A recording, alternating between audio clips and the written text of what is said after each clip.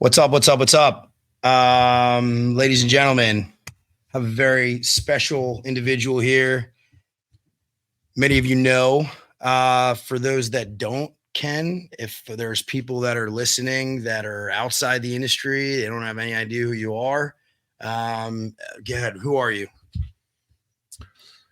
Well, I guess I'm in terms of the HVAC world. I'm like most every guy in the industry who started out as a young guy holding the flashlight for his dad, and over the course of the years, I learned to be a technician, learned to install air conditioners.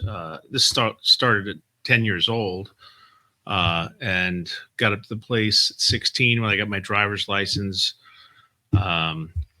Doing calls on my own back then, and over the course of time, situations occurred which allowed me to buy the family business, and went through my struggles and kind of turned my struggles into opportunity, and became kind of a HVAC business turnaround expert. And I started buying struggling broken companies and putting them together and growing platform companies. And over the course of my 35-year career, I've built and sold 6 companies. And my last one was December of 2021, where we drove a 21 multiple on EBITDA and over a $500 million sales price. Chump change. So let's talk about that, like origins. So, I mean, how does it morph from being, hey, I'm holding a flashlight now, to all of a sudden, now you're an author, right? You've written a book I've read that book. So it's like, what happened? What that story look like? Okay. Well, like I said, so my dad was a sharp guy, had some entrepreneurial spirit to him, I would say, kind of, taught me how to think entrepreneurial and how to make a buck here and there. And, when I was 25 years old, unfortunately, he passed away. And so when, right after he passed away and after the funeral, my mom pulls out a letter that he had sent to my mom and said, "Do not give Ken anything. If he wants anything to do with the business, he's to buy it. And here's the list of the equipment that we have. Here's a lawyer to go see. Have him write a promissory note, a UCC1 filing on all the equipment. And if he misses one payment, he's out. And here's what the payment should be. And here's what the amount should be." And so, I grew up my whole life holding the flashlight for him, like I said, and running service calls, and was, really all the work was getting done by me. He would do some sales and I get the work done. But so, at that time I was a little bitter, I would say, that, that was the note he left. But, now that I look back on it, it was the right thing to do. And, he was just trying to teach me to be a man, to stand up and honor your agreements and such. So I think actually that was a really good thing that he did. But anyway, so I started a business after that, and I went out, and my dad was a one-man operator, right? It was him and I and a couple helpers now and then. And, he never wanted to have employees. He's like, well, the employees are when all the problems come. And he never wanted to learn leadership and management and all the fundamentals there. But I was different. I was 25 and I'm going to grow myself a business. And, I kind of had this vision. I was going to grow a business, sell the business, make a lot of money. And then my life would be like a MTV rap video, right? Pool parties and all the stuff. That was kind of what I envisioned. So anyway, I get out and I get going in business, and, I had a knack to sell, so I could sell. I knew the trade very well, so I got a lot of work very fast. And I took the business from me and my van to 30 people. And I was very scrappy. I bought used vans and painted them up, and, so wait, did you actually watch Yo MTV Raps back in the day? Was that I did. Yeah, I did. Like I'm the era, like I'm the first MTV era, right? When it first came out. Yeah.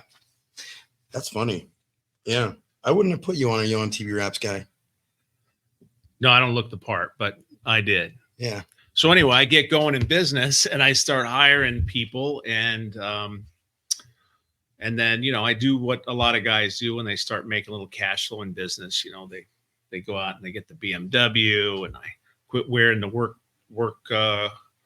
clothes, and I get the slacks, and I get the nice button down shirt and cool shoes, slide in about 9-10 o'clock every day.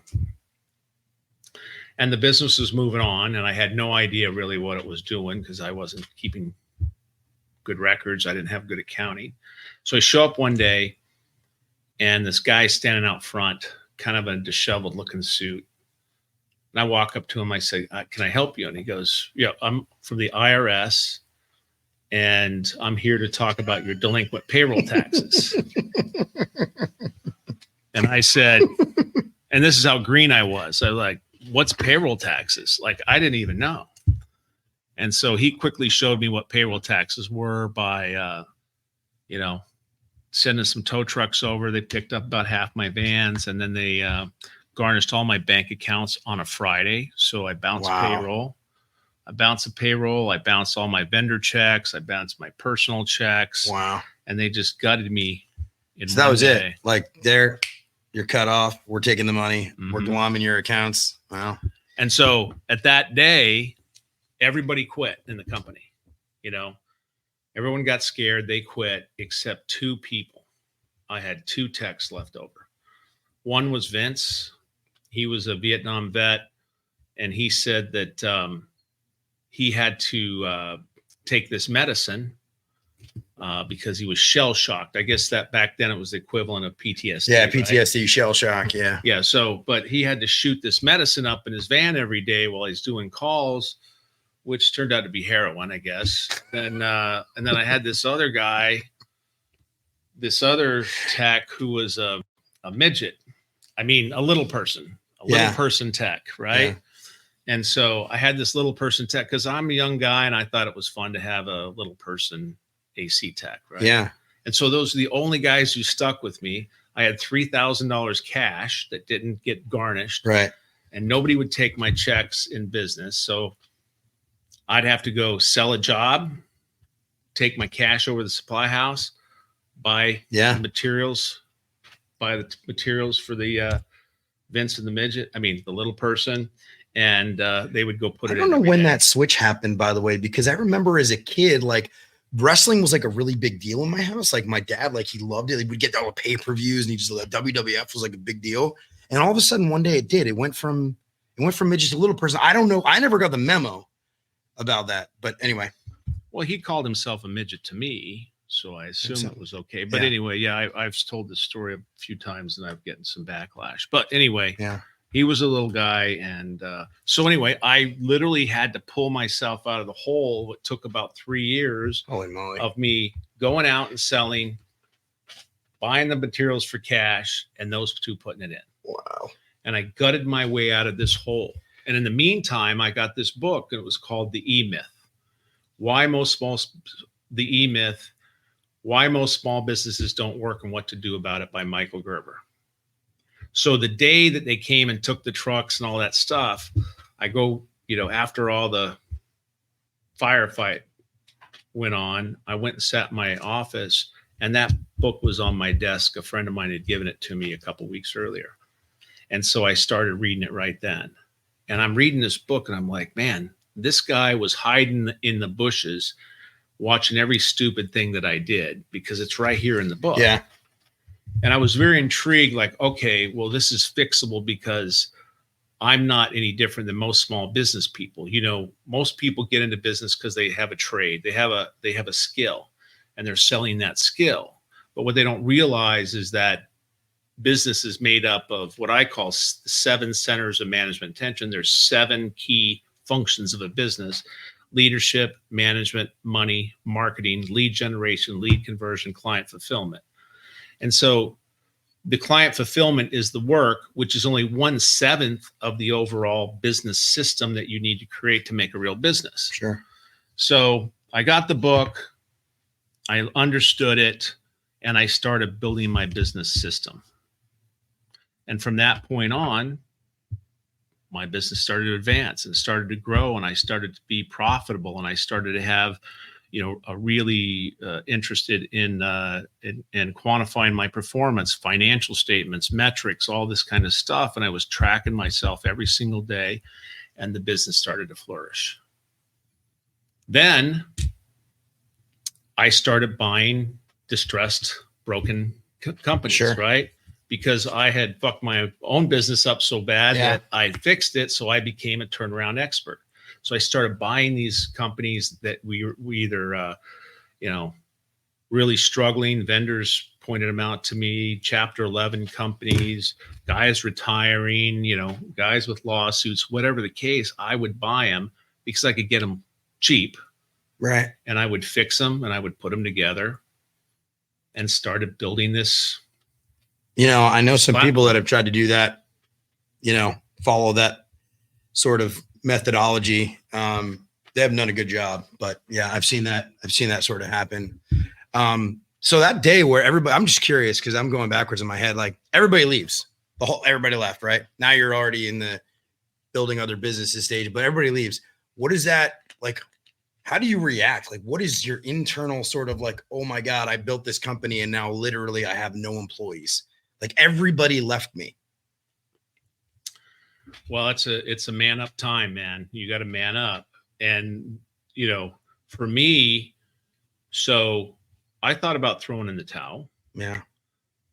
But then the things that kept me from not throwing a towel. Number one is, remember, I owed my mom money and I had to make payments, and I couldn't bear to go back to her and say, hey, Mom, this business that Dad supported us with for 25 years straight, I blew it in 2 years. I couldn't do that, right? And I had to pay her. So I had to do that. Number two, it was 941 taxes, payroll taxes, which are not dischargeable in like a bankruptcy. So you have to they follow around you for the rest of your life. Yeah. So I had to do that. I had to get through the fire. And the third thing is that, I'll make a long story short, but in this story, I was so stressed out at one point in the story that I went to San Diego. I lived in Las Vegas. And so I drove to San Diego to hang out with some buddies that I went to college with. And on a Saturday night, we were all driving to dinner. I was following the guys. And I'm thinking out loud about the business, all the stuff that's going on and the challenges I'm having. And, what should I do? A lot of people encouraging me to quit, a lot of friends saying, oh, just forget that, quit that, go into real estate, do that, this or that, or the other thing. A lot of friends encouraged me to stick with it. And then something came over me when I'm driving in the car in California. And I kind of feel like it was my dad telling me, but I just said out loud in the car, I said, quit being such a fucking pussy and get back there and make that business work. And I literally just saw the exit back kind of towards Las Vegas, and I just took the exit. I didn't tell my friends. I just took the exit. And I went back and I started writing my plan and putting everything together and started to really document everything I learned in that book. And I built my prototype system on how to run an HVAC company that way. You spent time at ARS. So so later on down the line, that became like merged in with, right? No, my first company was called RACEE, RACEE, Refrigeration, Air Conditioning, Electrical Engineers. Very good. So I had RACEE, and that was the company that I had to fix, right?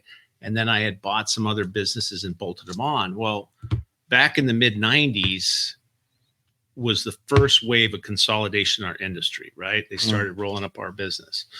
And so some guys came to me in end of 96 and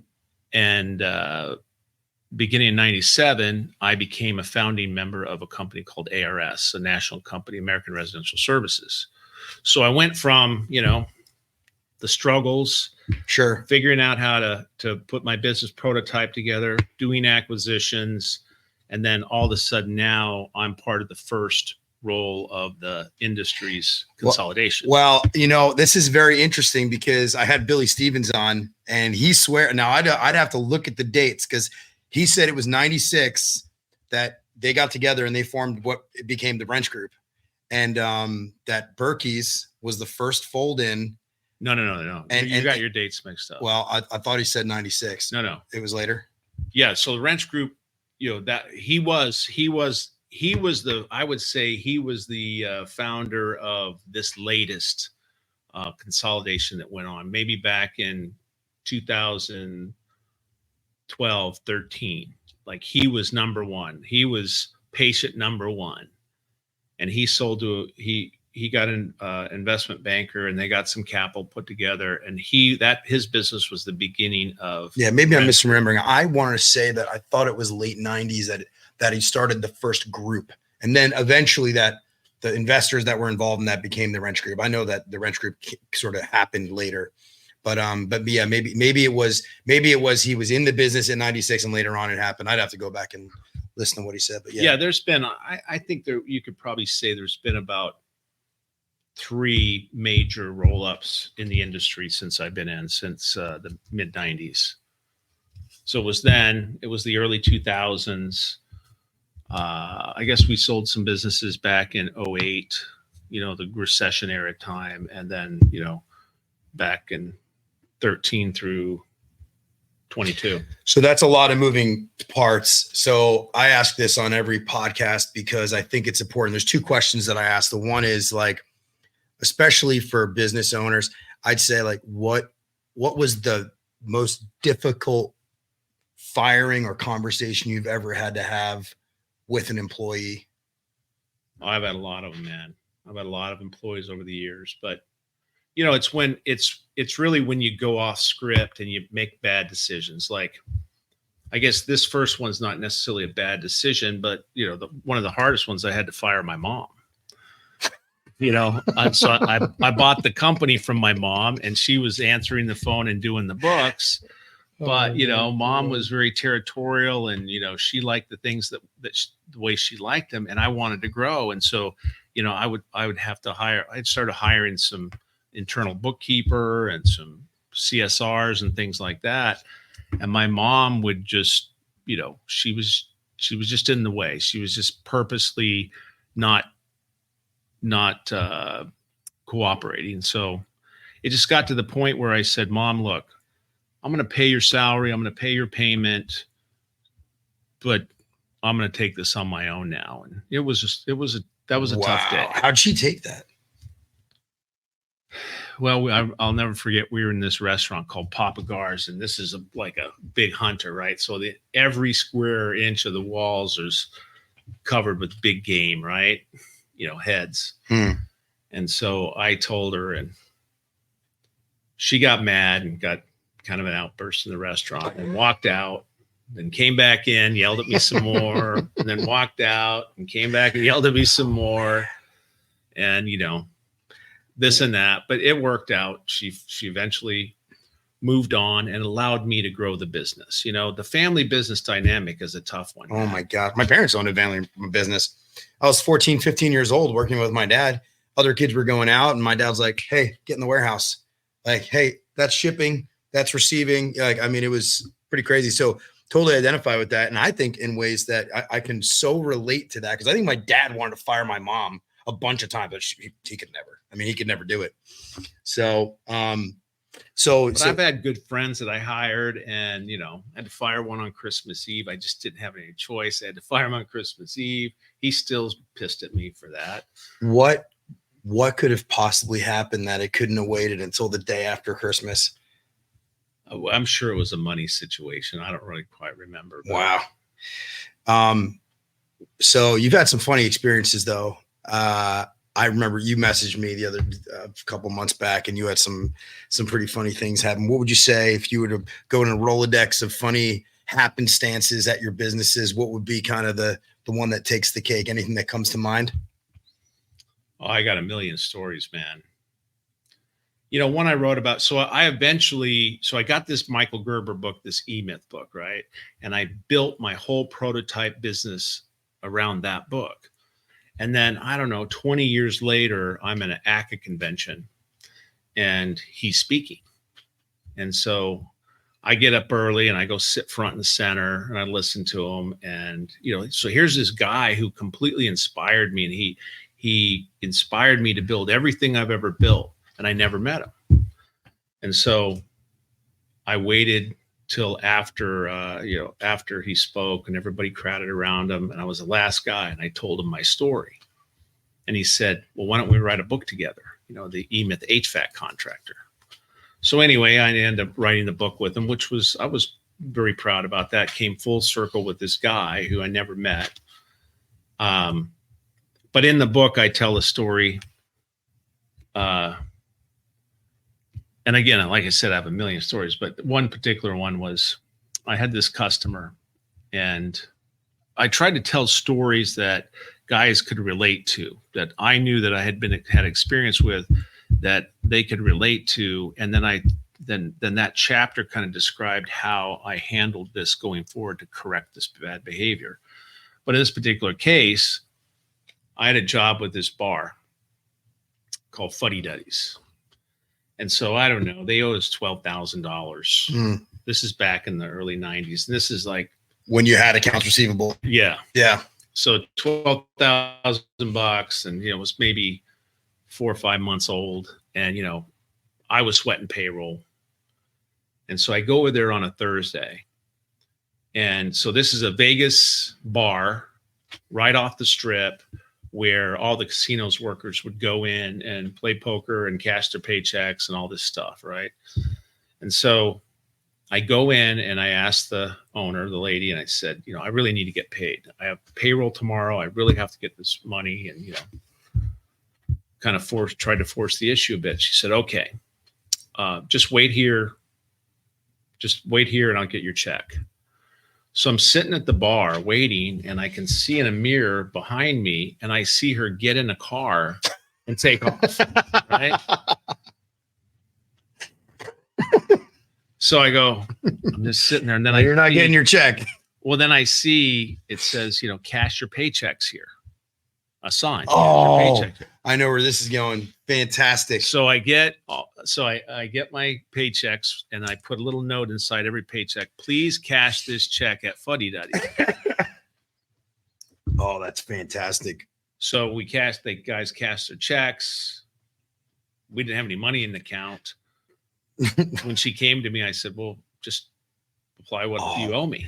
Yeah, but that is so like serendipitous in a way that they just happen to cash checks there. Oh my gosh. Yeah, no, I mean, and now like accounts receivable, at least on the residential side, I mean, it's irrelevant. I mean, there's no I mean, I don't know anybody that holds accounts receivable. Well, you would be surprised. Yeah, no, you're right.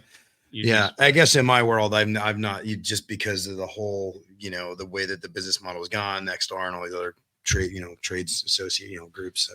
But I started out, I knew the trade very well. I was really good at it, but I didn't know how to run a business, and I struggled. And this challenge that was put forth to me was kind of my baptism by fire on how to learn how to run the business. And so it was like sink or swim for me. I wasn't casually going to classes. It was like, if I don't make it happen every single day, I'm done. I'm not paying my mom, and the IRS is on my ass. So I had to make it happen. It's amazing what fear will do to somebody. Yeah. It's quite a motivator. Yeah. And so I put the whole system together. And then over the course of time, like I said, I learned to acquire companies, and I had very unique ways of buying them. For instance, and here's what kind of got me on the acquisition trail. And, you know, I tell this to guys all the time, like, look, you know, everybody should be out mining for small acquisitions, bolt-on acquisitions in their business, especially when they're younger, right? When they're just getting started. Like, there's lots of opportunities buying phone numbers where companies have went under and shut the phone. Billy said that too. Yeah. guys that are retiring, guys are getting a divorce, guys are having financial problems, service business buying the database of a residential new construction company and then turning those customers into service customers, all that kind of stuff there. So I'll tell the first story. The first time I ever acquired a phone number went like this. I'm out working with Vince and the little guy, and one of my main competitors dies. And this was back then when like he had 6 trucks. Well, that was a big company back then, 6 trucks. And I said, how do I get this guy's phone number? So I have this brainstorm. I drive to the phone company, stand in line, and I ask the lady, I'd like to have this phone number. And she says, well, you can't have a business phone number for 1 year after it gets shut off. It's a law. So the old owners have an opportunity to turn it back on. And I said, well, I assure you this guy will not be coming to turn it back on because he died. And she said, well, if you can prove he died, then we'll give you the phone number. This was after me talking to several supervisors and pushing the issue. So anyway, I'm trying to figure out how do you figure out if someone died, prove they died.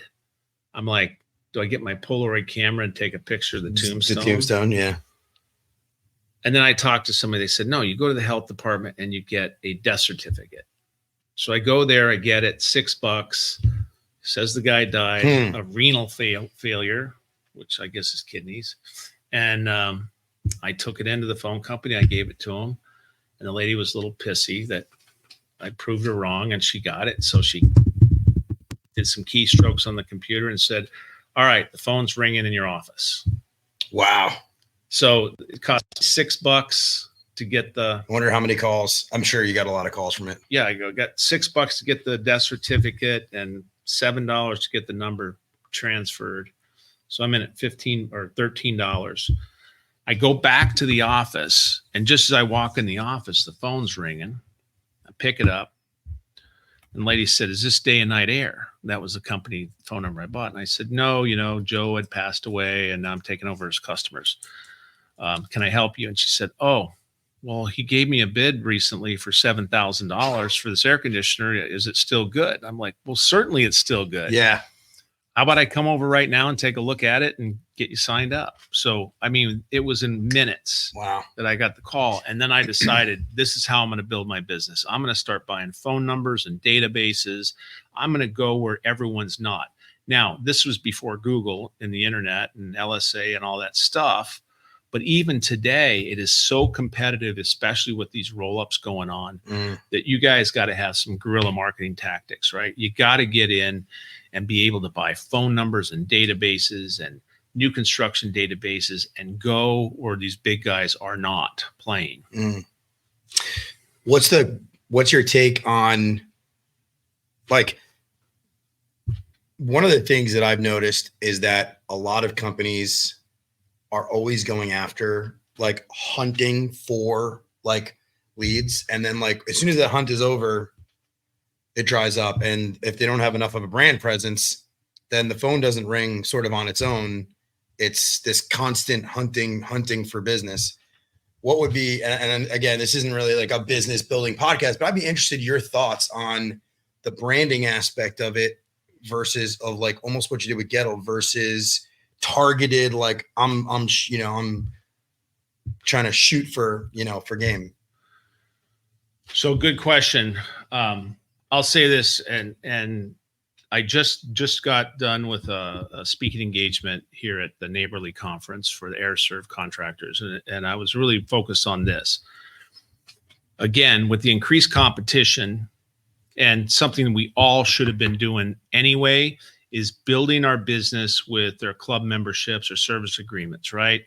They have to be number one. It's the number one metric inside the business. The goal is to build your business with enough service contracts so that you don't have to market, or you have to market very little. That you wake up on January 1, say, I got 10,000 calls to run with my current base. I know I'm going to convert 10,000 calls to this many replacement sales at this average ticket, this many IQ formulaic sales, at that point in time. and to where 10,000 calls these days is probably a $20 million business. Imagine if you had a $20 million business with the contracts in place so that you knew January 1 and all you have to do is casually just service those customers. You're not worried about demand calls in the summer. You guys can go home at reasonable time. Everyone's getting their 40 hours. It's a very comfortable business, a very profitable business too. So really that needs to be the goal. Now, number two, let's talk about your brand thing. I've always been a pretty good marketer. I had an ability to tell to put a brand that's interesting to people. But it wasn't until I bought Gettle that I really learned the essence of the brand. Because when I bought Gettle, now Gettle was founded in 1939 in Phoenix, Arizona. And the Gettle brothers actually invented the residential air conditioner. Lewis Carrier invented the industrial air conditioner. The Gettle brothers took it down to a packaged unit and built their own refrigerated air conditioning system that made Phoenix, Arizona habitable. And at one time, Phoenix was like the Silicon Valley of HVAC. So all the high-tech HVAC guys were in Phoenix at one time, including Gettle. And so they made their own unit. And for these HVAC tech guys, they built a unit that operated 118 degree ambient temperatures, right?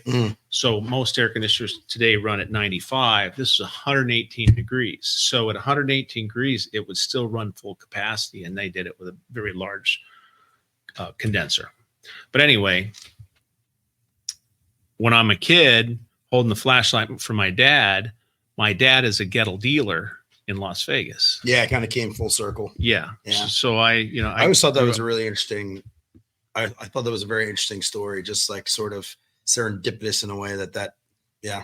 So when I heard Gettle was going to be on the blocks for sale, I just felt like I had to get it, right? It was kind of my destiny, because I started holding the flashlight from my dad. The first air conditioner I ever lit up with a flashlight was that night was a Gettle. And I said, Dad, what is that word? He said, you'll have to figure that out. Right. Yeah. And then I grew up repairing them, installing them. He sold them. He told the customers they were the best units made, and because they were designed for the desert. And so then when he died, the Gettle organization gave me some customer lists and stuff from when they used to be contractors for me to kind of get my leg up and get going. And they helped me and coached me. And the Gettle family has been involved in what I did for most of my career.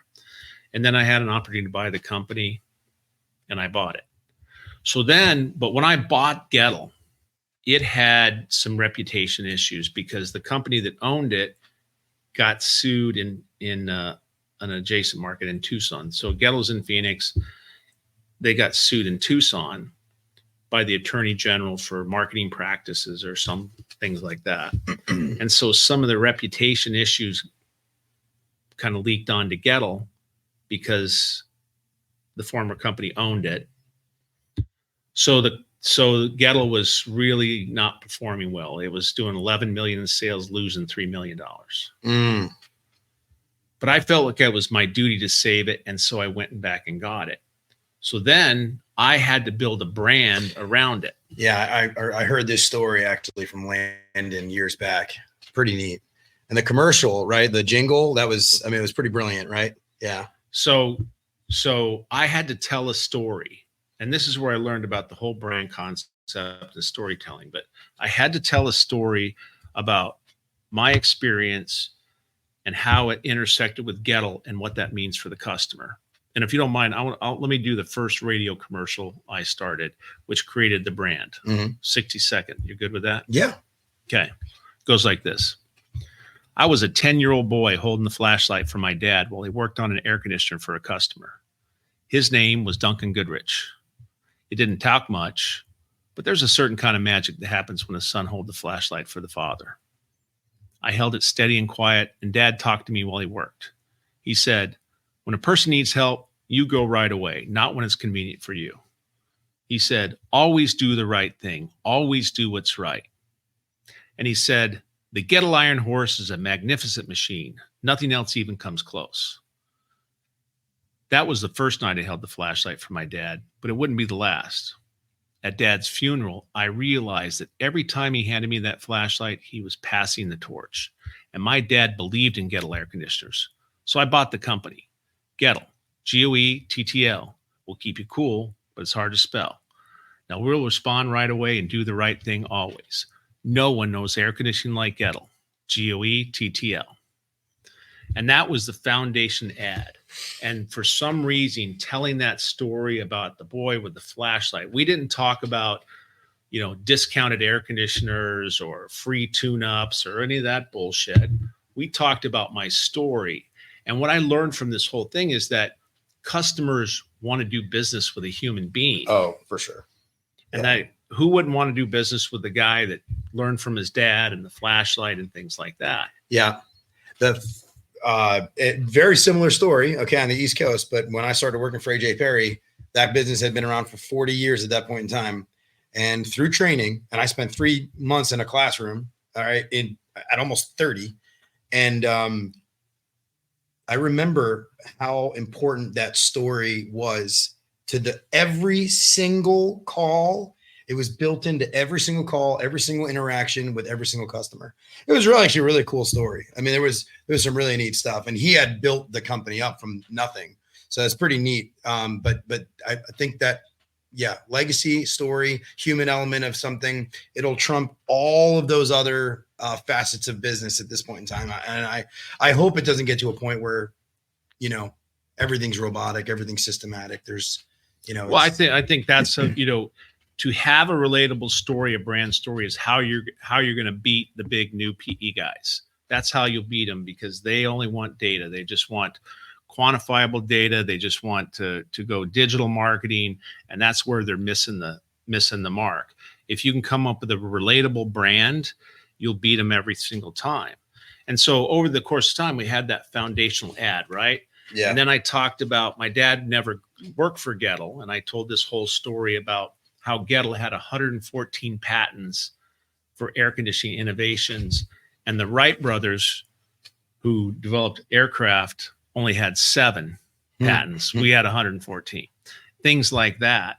And then we had some flashlights made.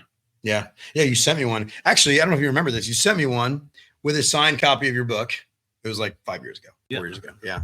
And so the flashlights we have made special, and they look like those old tin Rayovac flashlights. We put original Rayovac batteries in. They cost us a couple bucks.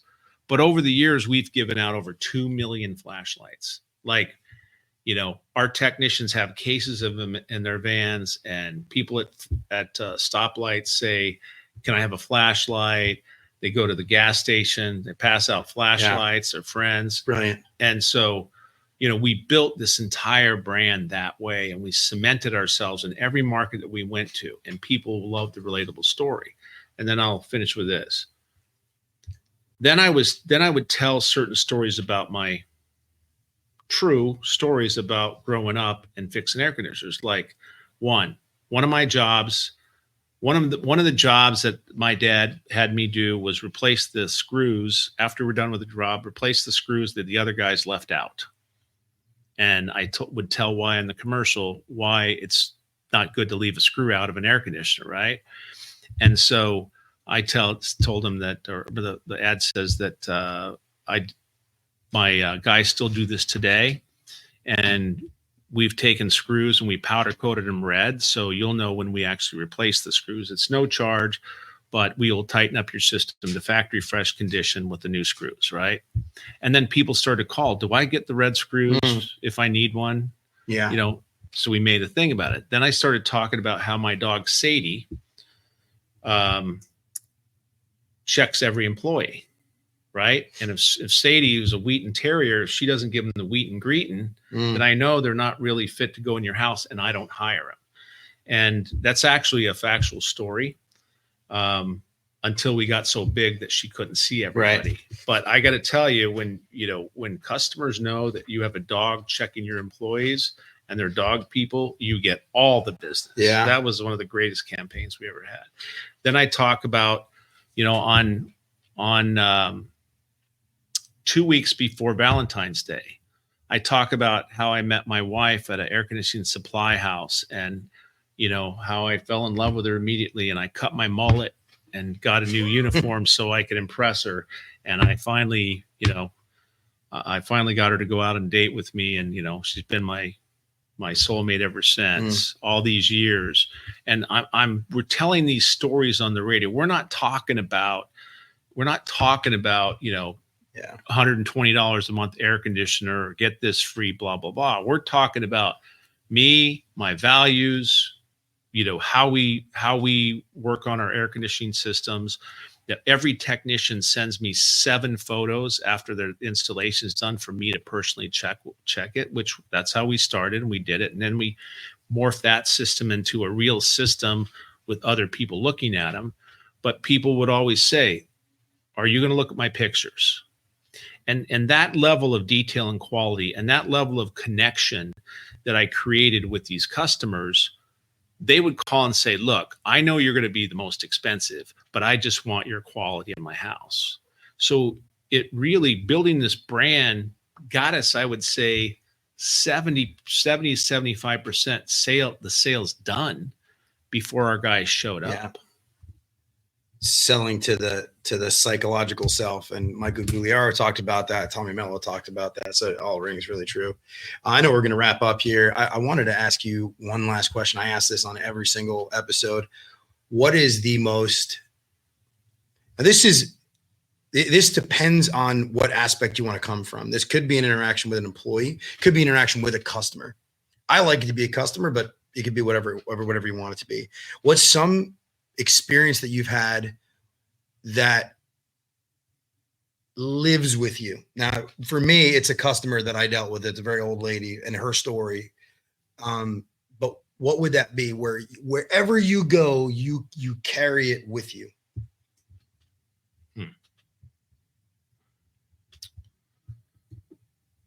Well, I got a lot of them, man.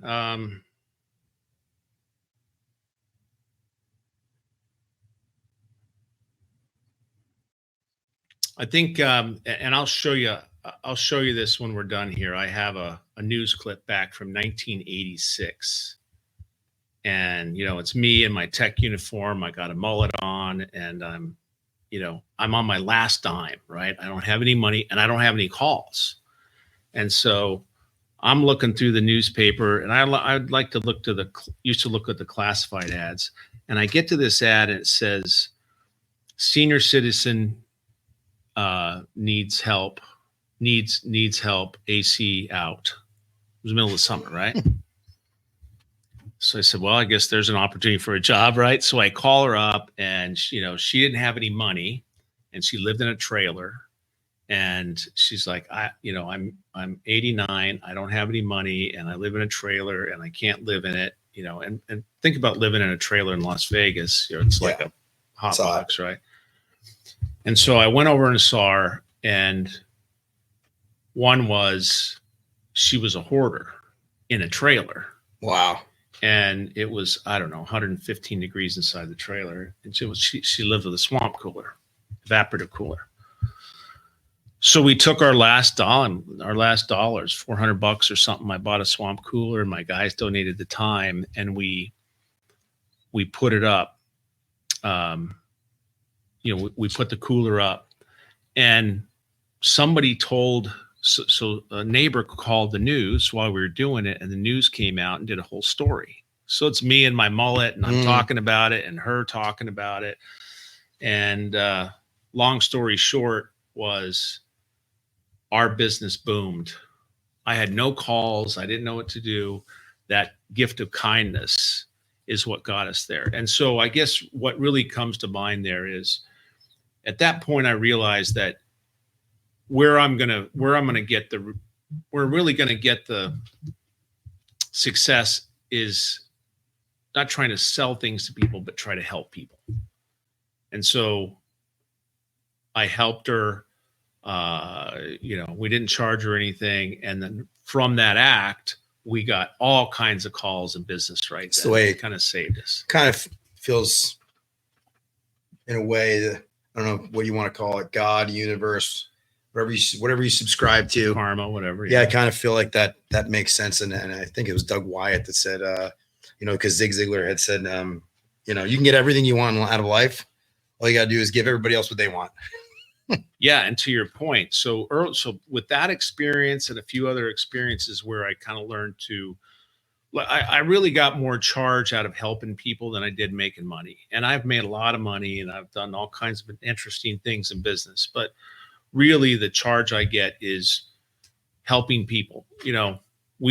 Us air conditioning guys, we know how good it feels when, you go into someone's house, they've been out without air for a long time and you turn it on, how grateful they are, right? That feels good. That's a lot of guys do it for that charge alone.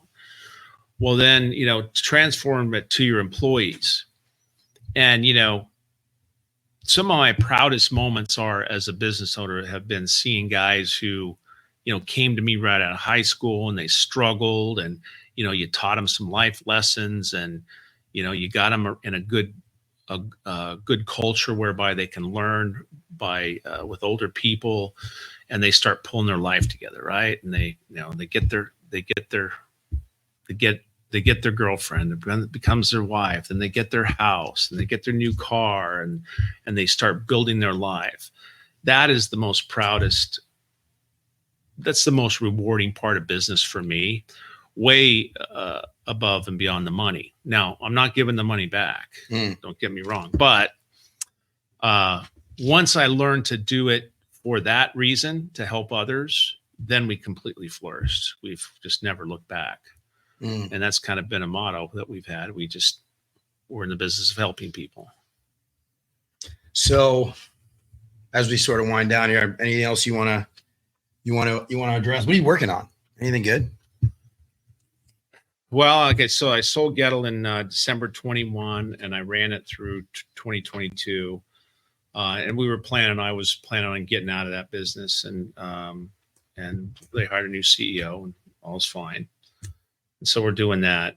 So, but, I'm not a lay around guy. So I started to look at what other industry could kind of use my experience. So I've been buying standby generator companies, a couple in Texas, one in Tampa now. And, I'm going to build a brand just like I described. And the brand's called Kenerator because my name's Ken. And it goes back to the story. So the brand story goes like this. When I was a kid, my dad worked on all kinds of things, air conditioners and electronics and, big equipment. Generators was one of them. And so we had this big yard growing up, like 2.5 acre yard. And the back acre was his junk. And so it was fenced off and people would bring big generators into the backyard and he would work on them. So I would be helping him. And every time he'd start these big generators, these are big generators, 12-cylinder diesel engines, right? And he'd get it started running and he would high five me and say, "You're the Kenerator." And so I was really proud to work with my dad. And so this is elementary school. They have a science fair. And so I decided to build a generator for the science fair, right? So I get this pegboard about 2 foot square. I get some mesquite wood and I make little telephone poles, with my Cub Scout knife and put some popsicle sticks for the crossbars. And I put them around the perimeter. And then I had a little crank generator and I took power lines up along my power poles all around it. And the wire went down into a little house I made with a box. And when you crank the generator, the porch light came on, right? And I called it the Kenerator. And so I take it to school and I'm all proud. I'm going to win. I'm winning this competition, right? And I get there and the teacher says, "You didn't build that. Your daddy built that. I know. This is too nice." Now, remember, though, I'm 10 years old. I'm welding. I'm working on air conditioners. I could do a lot at a very young age. And so he gives me an F. So the whole premise around the Kennerator brand is that, he gave me an F, and I am building the greatest generators and home generator systems that anyone else can build, mainly just to prove him wrong, Mr. Cutler. So that's my whole brand concept on that one, and we're working on that now. That's good. And, listen, you have to make on your brand, and this is a very important thing, you got to think about this. How do I make people like and trust me before they ever met me? Yeah. Yeah. Foundation of sales and anything, right? Is trust is the foundation of it all. Without it, you don't have anything really. So yeah. Well, good. Well, Ken, man, I really appreciated the time, and I really, really have. And yeah,